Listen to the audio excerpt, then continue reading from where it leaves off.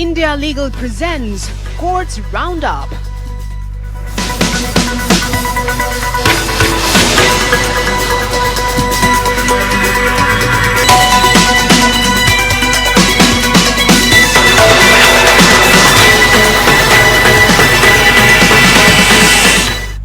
नमस्कार, मैं हूं आपके साथ नेहा दुबे। कोर्ट राउंडअप में आपका बहुत बहुत स्वागत है। इस बुलेटिन में अगले आधे घंटे हम आपको कोर्ट से जुड़ी तमाम छोटी बड़ी खबरों से करवाएंगे रूबरू। कोर्ट की कार्रवाई और सुप्रीम कोर्ट से लेकर हाई कोर्ट और लो कोर्ट तक के फैसलों को रखेंगे आपके सामने। तो आइए शुरू करते हैं courts roundup. India Legal presents Courts Roundup.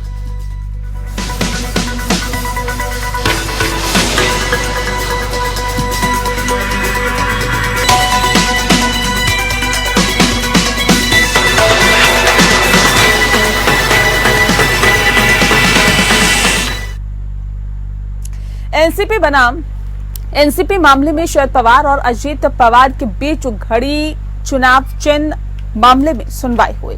Justice Suryakant की अध्यक्षता वाली बेंच में शरद पवार के लिए पेश वकील अभिषेक मनु सिंघवी ने कहा कि अजीत पवार गुट को मौजूदा विधानसभा चुनावों के लिए नए चुनाव चिन्ह आवंटित करने के लिए हम चुनाव आयोग को निर्देश देने की मांग कर रहे हैं। कोर्ट ने कहा है कि इस मामले में हमने पहले ही फैसला कर लिया है, तो अब क्या आप समीक्षा की मांग कर रहे हैं? सिंघवी ने तर्क दिया है कि एनसीपी के संस्थापक शरद पवार हैं। ये बात सभी कहते हैं क्योंकि घड़ी सिंबल इस समय अजीत पवार गुट के पास है और लोग धोखे में अजीत पवार को शरद पवार समझकर वोट दे देंगे। हालांकि सिंबल को लेकर मामला सुप्रीम कोर्ट में लंबित है। सिंघवी ने कहा है कि सुप्रीम कोर्ट अजीत पवार गुट को डिस्क्लेमर लगाने के निर्देश दिए थे और ये स्पष्ट करने को कहा था कि ये सिंबल शरद पवार से संबंधित नहीं है और पूरी तरह से अजीत पवार गुट से संबंधित है, लेकिन अजीत पवार गुट से कोई डिस्क्लेमर जो है वो नहीं लगाया गया है। हालांकि अजीत पवार गुट ने डिस्क्लेमर लगाया है क्योंकि उन्हें पता चला है कि मामला जो है सुनवाई सुप्रीम कोर्ट में इसकी होनी है। हालांकि अजीत पवार गुट के लिए पेश होने वाले बलबीर सिंह ने कहा है कि हम सुप्रीम कोर्ट और निर्वाचन आयोग के निर्देशों का पालन कर रहे हैं और हम ये बात पूरी जिम्मेदारी के साथ कह रहे हैं कि सिंघवी ने दलील दी कि हम चाहते हैं कि अभी आप घड़ी का निशान एनसीपी के किसी भी गुट को आवंटित न करने का निर्देश चुनाव आयोग को दें। अभी ना ही हमारे ग्रुप और ना ही अजीत पवार गुट को घड़ी चुनाव निशान आवंटित किया जाए, दोनों गुट को इससे अलग चुनाव चिन्ह दिया जाए। उन्होंने लाडली बहना योजना का पोस्टर दिखाते हुए कहा कि इसमें घड़ी निशान तो है लेकिन वहां कोई डिस्क्लेमर नहीं है। हालांकि कोर्ट ने अजीत पवार गुट को हलफनामा दाखिल करने का निर्देश देते हुए कहा कि वो सुप्रीम कोर्ट में नया हलफनामा दाखिल करें और बताएं कि वो सुप्रीम कोर्ट के पिछले 19 मार्च के आदेश के मुताबिक डिस्क्लेमर लगाएंगे।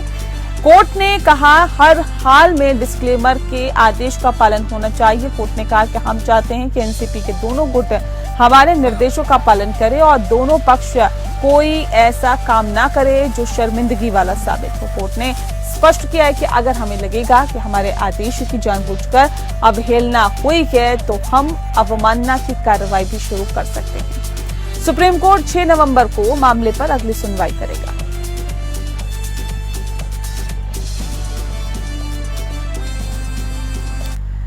नई दिल्ली के रिज क्षेत्र में पेड़ों की कटाई को लेकर डीटीए उपाध्यक्ष और अन्य के खिलाफ दाखिल अवमानना मामले में सुप्रीम कोर्ट में सुनवाई हुई। सीजेआई की अध्यक्षता वाली बेंच ने पेड़ काटे जाने पर ये जानना चाहता है कि आखिर पेड़ काटने की प्रक्रिया कब, कहां, कैसे और किसकी इजाजत से आगे बढ़ाई गई।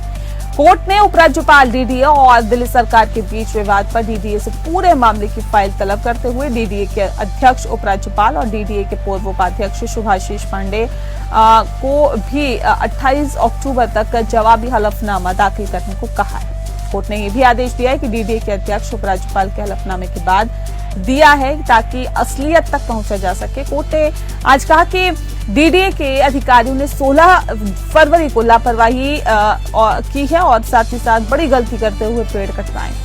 अब हमारे सामने सवाल था कि आखिर किसने इस पेड़ों को काटने की अनुमति दी है।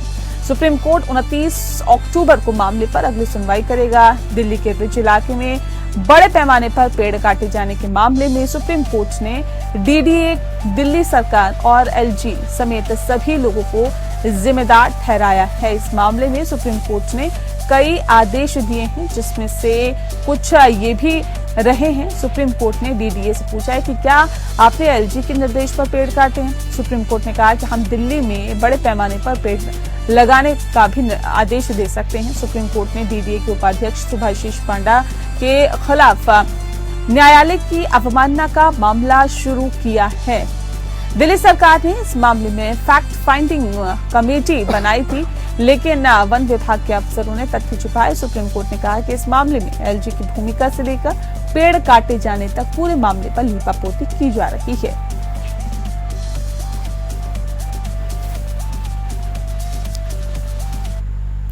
वहीं सुप्रीम कोर्ट ने उत्तर प्रदेश सरकार के प्रशासन में जातिगत भेदभाव का आरोप लगाने वाले अपने लेख के लिए गिरफ्तार किए गए अन्य पत्रकार को अंतरिम संरक्षण प्रदान किया है। जस्टिस बी आर गवाई, जस्टिस प्रशांत कुमार मिश्रा और जस्टिस के वी विश्वनाथन की पीठ ने पत्रकार ममता त्रिपाठी के पक्ष में आदेश पारित किया है, जिनके खिलाफ 4 एफआईआर दर्ज किए जाने की बात कही गई है। कोर्ट ने त्रिपाठी की उनके खिलाफ शुरू की गई आपराधिक कार्रवाई रद्द करने की याचिका पर यूपी सरकार से जवाब मांगा है। जस्टिस गवाई ने आदेश सुनाते हुए कहा है कि 4 सप्ताह में वापस करने योग्य नोटिस जारी करें। इस बीच ये निर्देश दिया जाता है कि संबंधित लेखों के संबंध में याचिकाकर्ता के खिलाफ कोई भी बलपूर्वक कदम न उठाया जाए। अन्य पत्रकार यानी कि अभिषेक उपाध्याय ने हाल ही में उत्तर प्रदेश राज्य प्रशासन में जातिगत गतिशीलता की खोज करने वाले लेख पर यूपी पुलिस द्वारा दर्ज की गई एफआईआर रद्द करने के लिए सुप्रीम कोर्ट का रुख किया था। 4 अक्टूबर को न्यायालय ने उन्हें अंतरिम संरक्षण प्रदान करते हुए कहा कि पत्रकारों के खिलाफ केवल इसीलिए आपराधिक मामला नहीं चलाया जा सकता क्योंकि उनके लेखन को सरकार की आलोचना माना जाता है। Justice Hrishikesh Roy, Justice SVN Bhatti की पीठ ने कहा और अपने आदेश में कहा है कि लोकतांत्रिक देशों में अपने विचार व्यक्त करने की स्वतंत्रता का सम्मान किया जाता है। पत्रकारों के अधिकारों को भारत के संविधान के अनुच्छेद 19(1)(a) से के तहत ही संरक्षित किया जाता है और किया गया है केवल इसीलिए कि किसी पत्रकार के लेखन की को सरकार की आलोचना माना जाता है। लेखक के खिलाफ आपराधिक मामला नहीं चलाया जाना चाहिए। जस्टिस गवाई ने जब पूछा याचिकाकर्ता ने सीधे सुप्रीम कोर्ट का दरवाजा क्यों खटखटाया, तो सीनियर एडवोकेट ने जवाब दिया कि उपाध्याय ने भी सीधे संपर्क किया।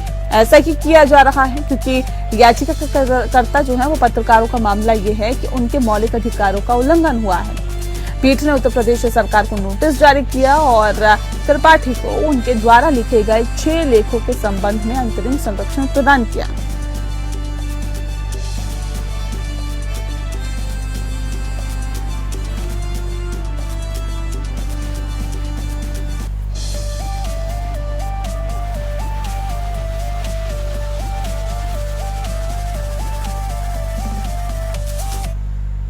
सुप्रीम कोर्ट ने हाल ही में एक वकील की मौजूदगी को आदेश में मार्क करने से इनकार कर दिया। बता दें आपको कि कोर्ट ने कहा है कि उन्होंने तर्क नहीं दिया या नहीं आया जब उनका मामला वरिष्ठ अधिवक्ता ने बहस की थी और वकील एक युवा महिला है।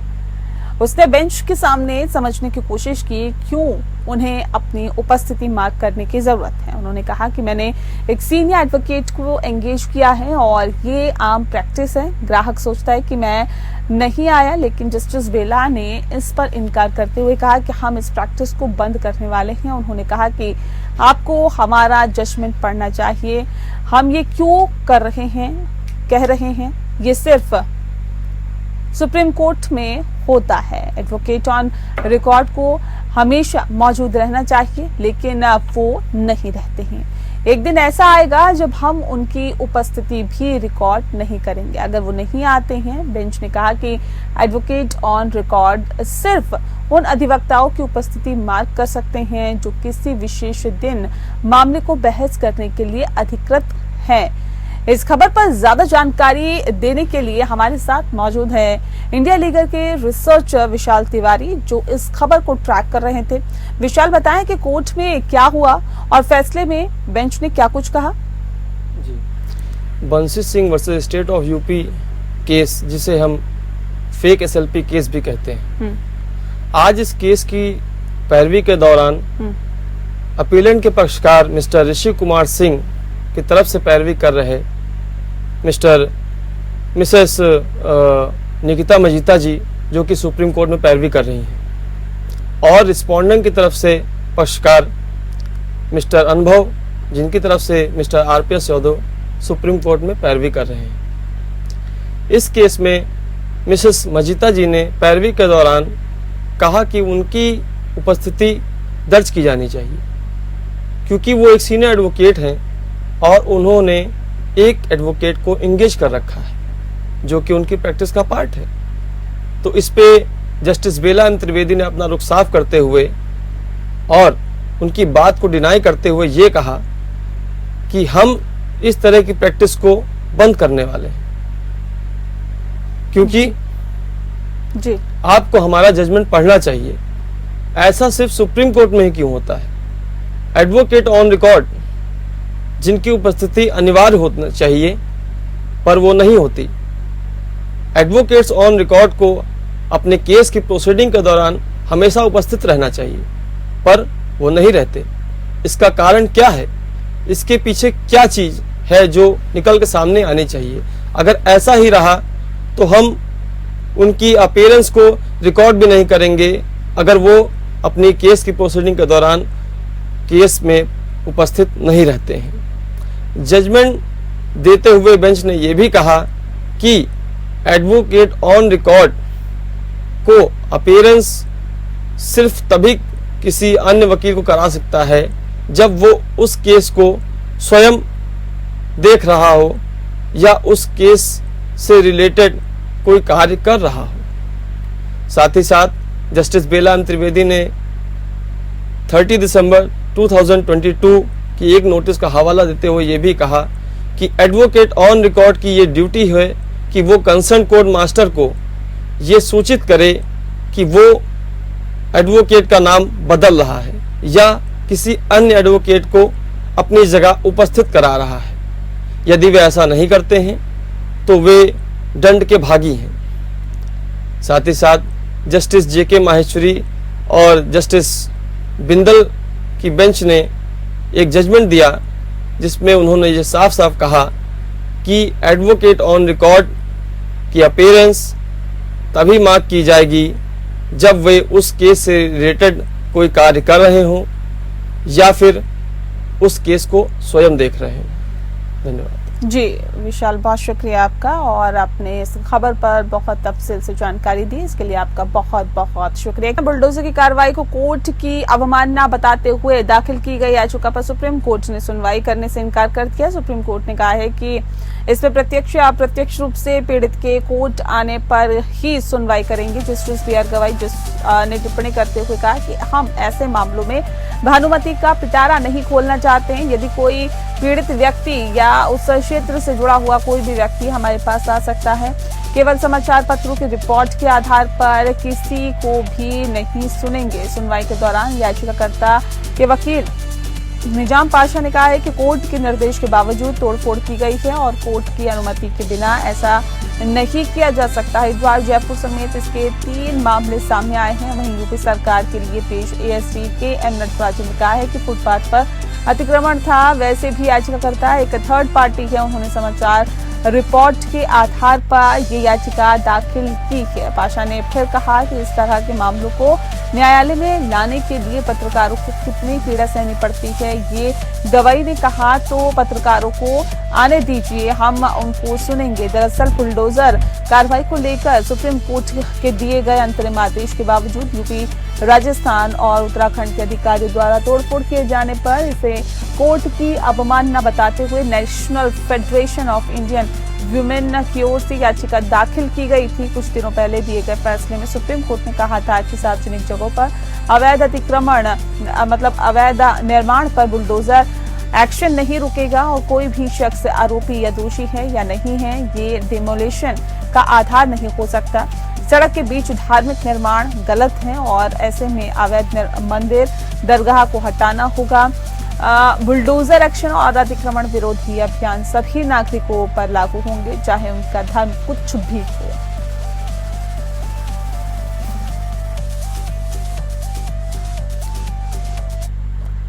सुप्रीम कोर्ट ने कहा है कि सीआरपीसी की धारा 439 के तहत दायर जमानत याचिका पर विचार करते समय कोर्ट जांच को किसी अन्य एजेंसी को ट्रांसफर नहीं कर सकता है। जस्टिस अभय ओक, जस्टिस ऑगस्टिन जॉर्ज मसीह की खंडपीठ ने आरोपी की जमानत याचिका खारिज करते हुए हत्या के एक मामले में जांच को सीबीआई को ट्रांसफर करने के राजस्थान हाईकोर्ट का फैसला खारिज कर दिया है।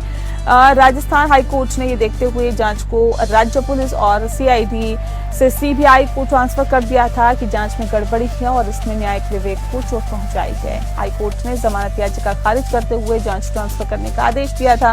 इस प्रकार आरोपी ने सुप्रीम कोर्ट का दरवाजा खटखटाया।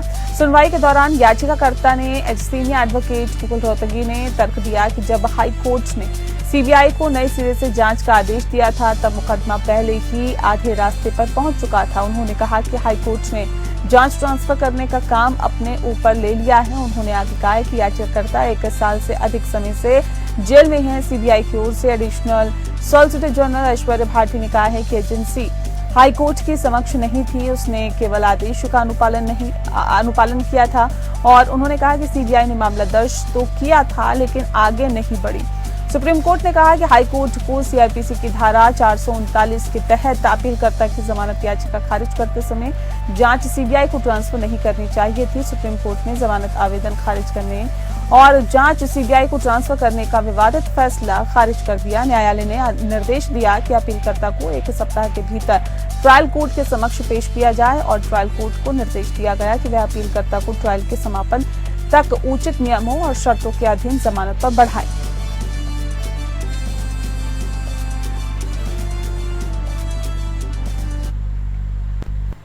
जस्टिस अशोक भूषण और अरुण बरूक की एनसीएलएटी पीठ ने एनसीएलएटी को उस आदेश को बरकरार रखा है जिसमें केंद्र सरकार को दिल्ली जिमखाना क्लब का प्रबंधन अपने हाथों में लेने की अनुमति दी गई थी और मौजूदा समिति को सुधारात्मक कदम उठाने और चुनाव कराने का निर्देश दिया था।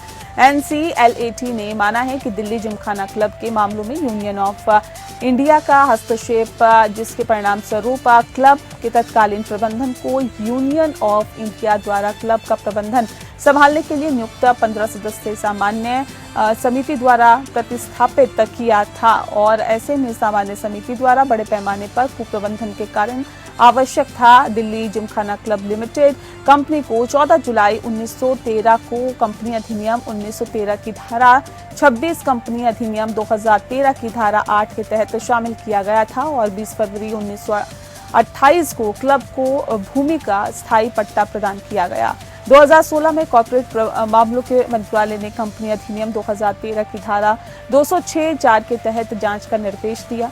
जनवरी से जुलाई 2019 तक निरीक्षण किया गया और क्लब के भीतर उल्लंघनों और कुप्रबंधनों के मामले का विवरण देते हुए एक रिपोर्ट प्रस्तुत की गई। 26 फरवरी 2020 को एनसीएलएटी ने एक आदेश पारित किया जिसमें यूनियन ऑफ इंडिया को अन्य सामान्य परिषद सदस्यों के साथ कंपनी की निगरानी करने और सामान्य परिषद को सुझाव देने के लिए 2 सदस्यों को नियुक्त किया गया, निर्देश दिया गया। बता दें आपको कि इससे यूनियन ऑफ इंडिया को कंपनी के मामलों की जांच करने का भी निर्देश दिया और 1 अप्रैल 2022 को एनसीएलएटी ने यूनियन ऑफ इंडिया द्वारा दायर याचिका को अनुमति दी।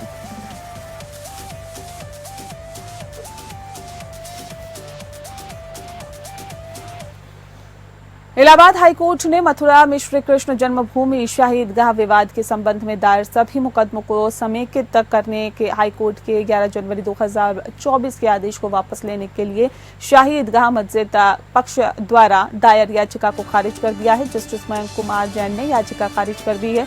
इस साल जनवरी में सिंगल जज ने मथुरा में श्री कृष्ण जन्मभूमि शाही ईदगाह मस्जिद विवाद से संबंधित 15 मुकदमों के समेकन का निर्देश दिया था और ये आदेश न्याय के हित में हिंदू वादियों द्वारा सिविल प्रक्रिया संहिता के आदेश 4A के तहत दायर एक आवेदन पर पारित किया गया था।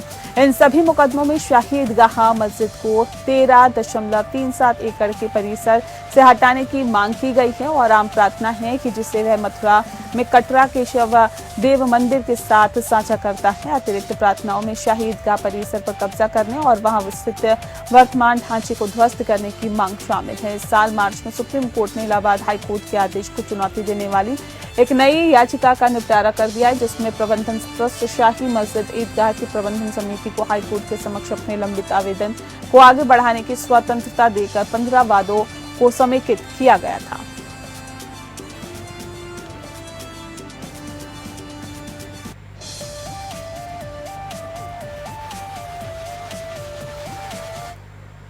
पंजाब और हरियाणा उच्च न्यायालय ने स्पष्ट कर दिया है कि रिश्वत की राशि एनआई एक्ट के तहत कानूनी रूप से लागू करने योग्य दायित्वों के रूप में नहीं बनती है। इसी संदर्भ में आइए इंडिया लीगल के वेब रिपोर्टर से समझते हैं कि एनआई एसीटी यानी कि एक्ट क्यों लाया गया।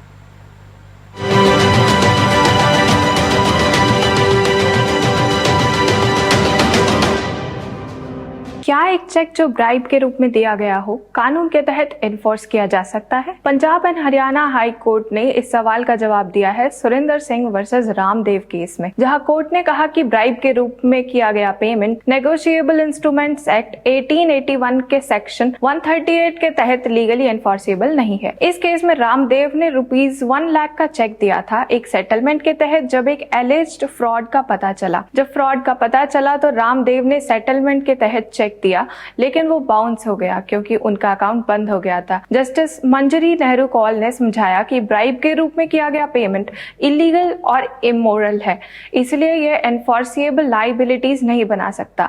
कोर्ट ने यह भी एम्फसाइज किया कि चेक का बाउंस होना तभी एक ऑफेंस है जब ये एक लेजिटिमेट डेब्ट या लायबिलिटी को सेटल करे। इस केस में चेक एक इलीगल एक्ट से जुड़ा हुआ था, इसलिए कोर्ट ने अपील को डिसमिस कर दिया और एक्विटल को अपहोल्ड किया।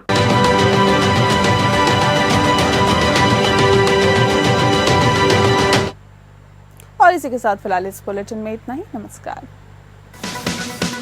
India Legal presents Courts Roundup.